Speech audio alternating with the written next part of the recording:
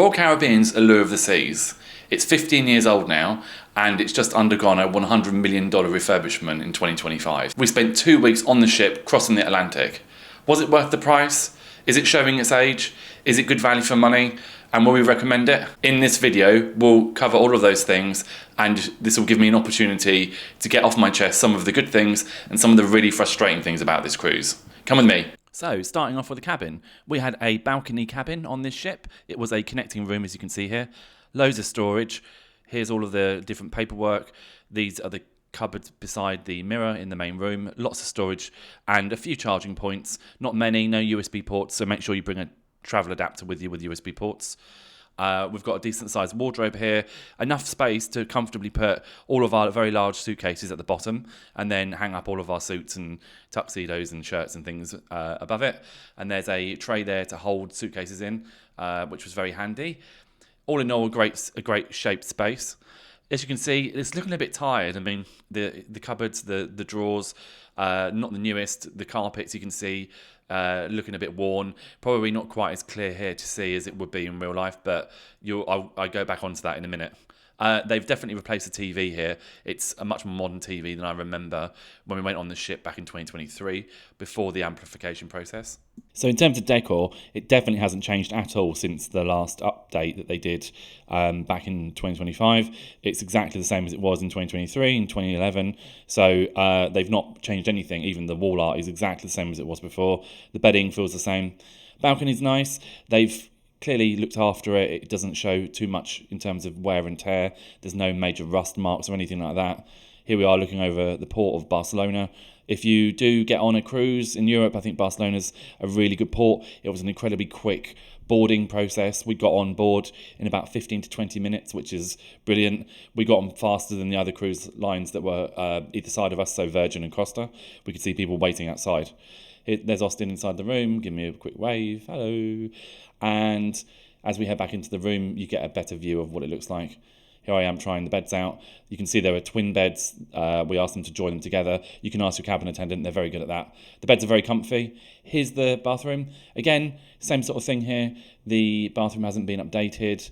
You can see here, as I'm going through, there's a little bit of storage in the corner.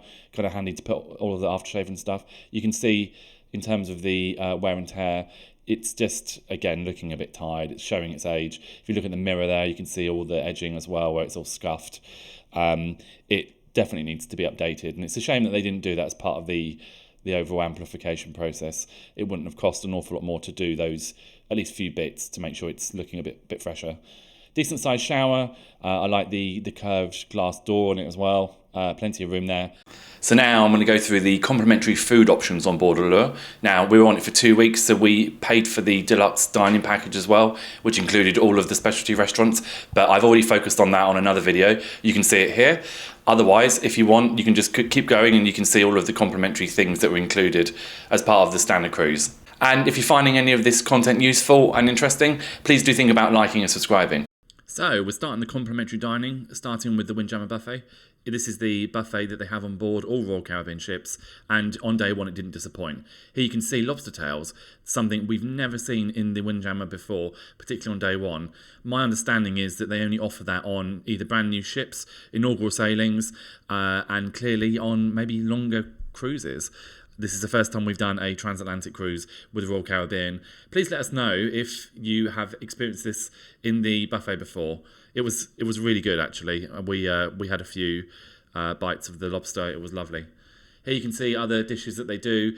We have little videos of snapshots of breakfast, lunch and dinner. They have food to suit all palates, and they do rotating different dishes throughout the cruise that you're on. They'll do international dishes every day. Staples like burgers and hot dogs and salads. They do cheeses, cold meats. There's always some sort of sliced meat, as you can see on day one.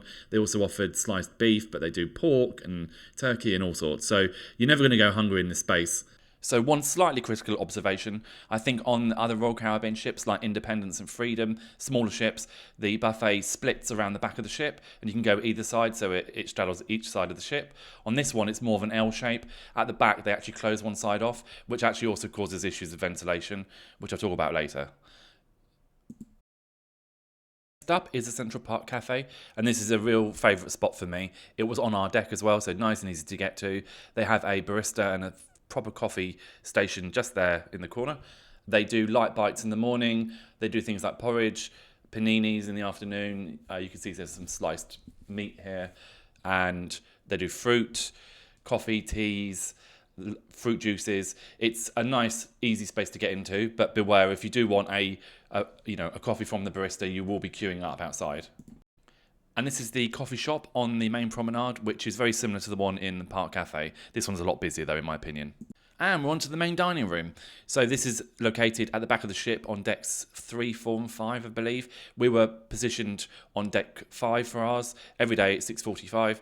As you can see here, a load of different types of food that they offer. We actually only spent 3 nights in here and we did 1 lunch.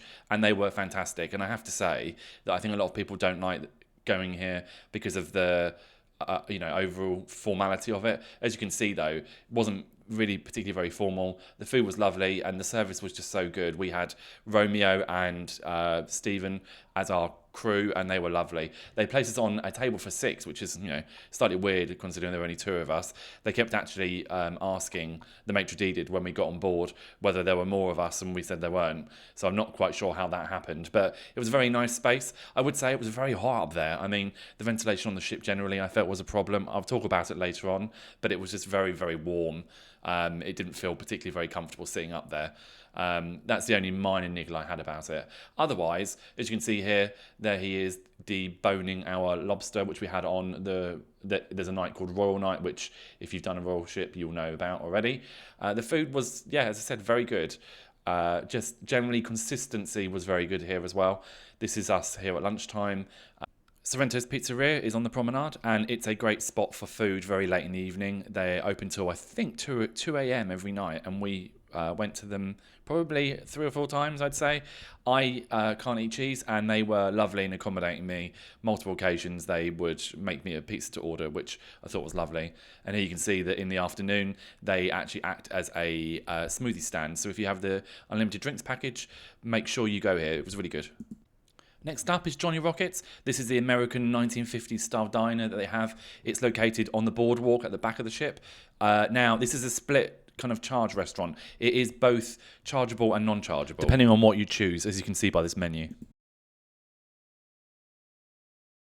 El Loco Fresh is the Mexican restaurant that you've got. It's on deck 15, right at the back of the ship, right by the boardwalk, or above it rather. You can see loads of different types of Mexican food, really tasty.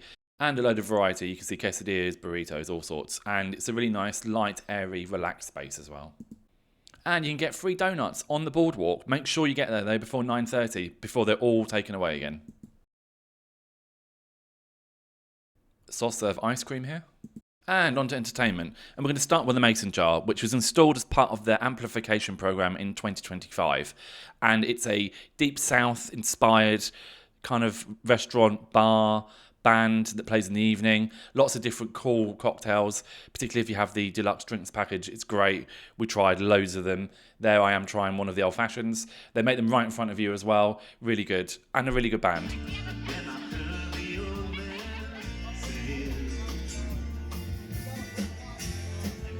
Don't worry though, if you're not a big fan of those kind of cocktails, they do other things as well, non-alcoholic drinks. Here Austin's got a Moscow Mule. They will cater for other tastes if you so please. Here I am with another old-fashioned. They do 6 different types.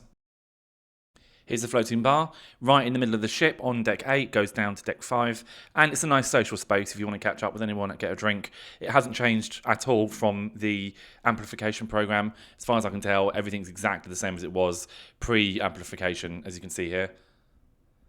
It moves up and down the decks about every half an hour, I believe. And onto the Pesky Parrot. This was newly installed as part of the amplification program. This replaces the champagne bar, which was a personal favourite of mine before. As you can see here, it's quite a fun space. They do lots of pre-mixed cocktails. It has a kind of kitsch novelty to it. It has a talking parrot in the corner and a kind of a cool little scenery in the background as well. The only thing I'd say about this area, it gets very busy because of where it is on the promenade. So even the seating outside can sometimes be completely full and you'll find it a struggle to get in here. And onto Bolero's, the Latin-inspired bar on the promenade. You can see it here. It's looking a little bit tired and dated, if you ask me. And here's Dazzles, which is at the back of the ship, overlooking the boardwalk. It's a great venue if you ask me. Again, looking a little bit dated, has some great music in the evening as well, and a really nice bar. Shout out to the barman there, all fantastic.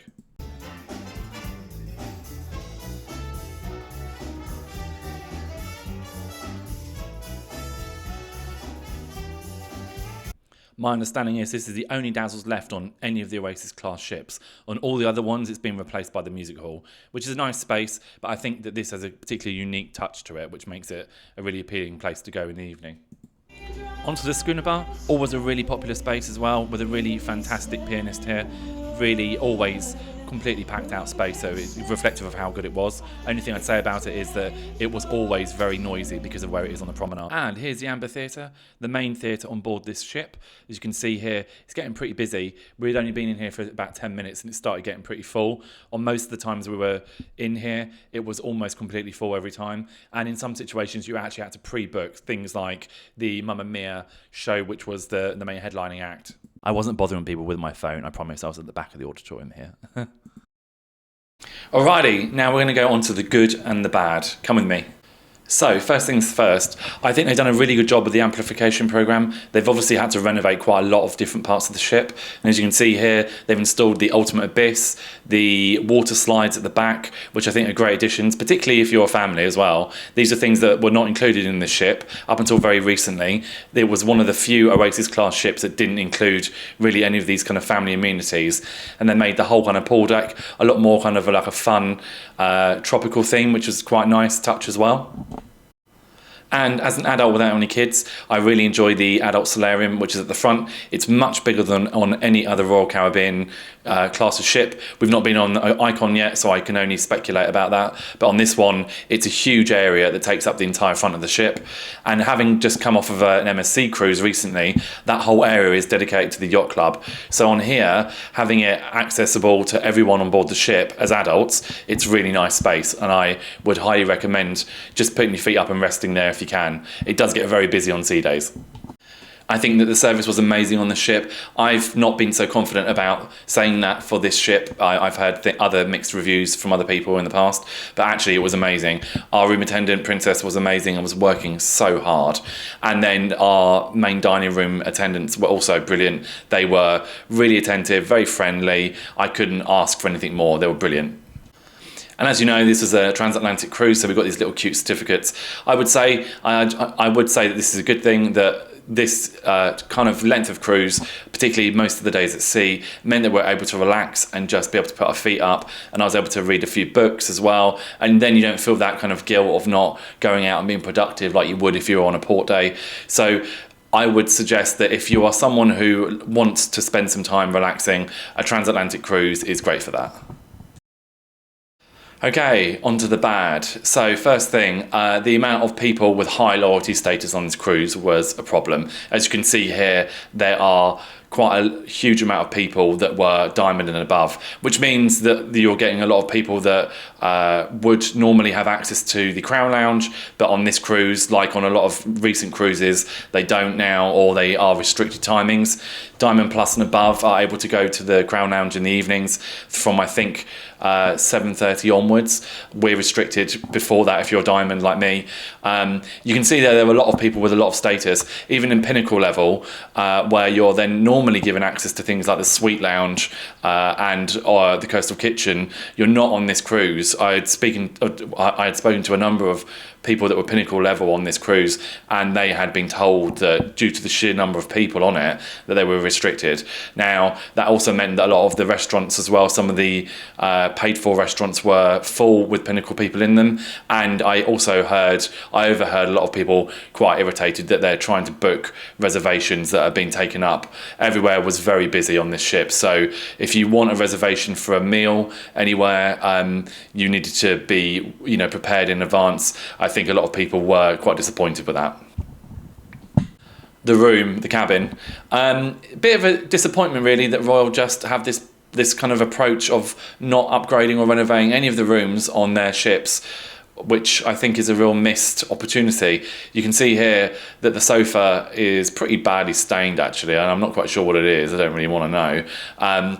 And then even in the bathroom, you've got a lot of chip paint on the walls. On the inside the drawers. You've got the mirrors are looking worn around the edges. It just, a lot of these things that I think are relatively easy and cheap to replace, particularly when you're spending $100 million on a ship. I appreciate there are thousands of rooms, but I just think, you know, this ship is going to be going on for another, what, 15 years? I mean, what are the rooms going to look like in 15 years' time? The carpets were also pretty grubby. I mean, they had lots of wear marks on them. They didn't smell particularly great either. And I just think that this is something that they're really missing out on. We've been on other cruise lines and they've renovated the rooms on Celebrity. They, you know, completely replenish and refresh the rooms. So I'm not quite sure why they do that on here. We were on Independence in June. They had exactly the same problem on there as well. It's a little bit frustrating.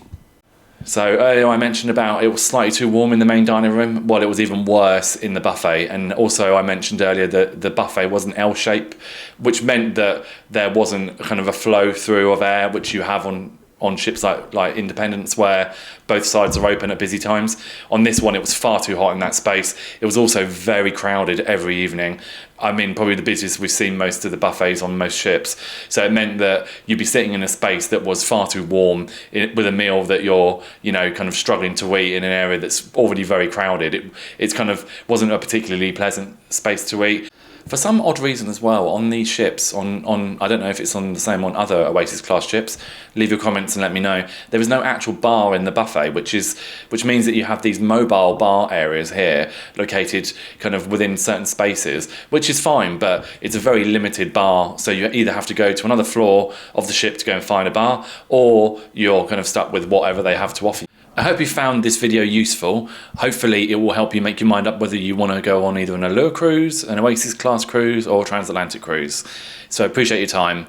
If you have enjoyed it or you found it useful, please do think about liking and subscribing, and I'll see you on the next video.